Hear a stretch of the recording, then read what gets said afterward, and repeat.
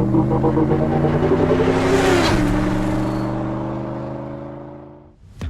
the theme of the car, we really wanted something that looked mean, looked tough, like a muscle car of that era. As you can see, we're in the paint booth now. We started looking at the car, the stance, the color. So that's where we used the gunmetal gray and really blacked out everything on the car that we could. So you can see on the fender how that looks really nice. Then we put outdoor light on it. You can really see how that's really gonna pop.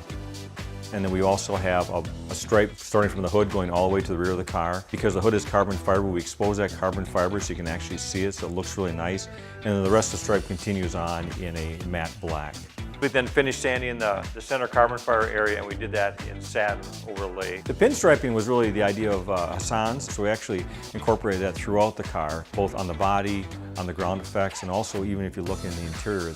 We got your body panels now with that laser red stripe on, buried in clear. Turned out really, really well. Overall, we really took care of the stance of that car from any angle.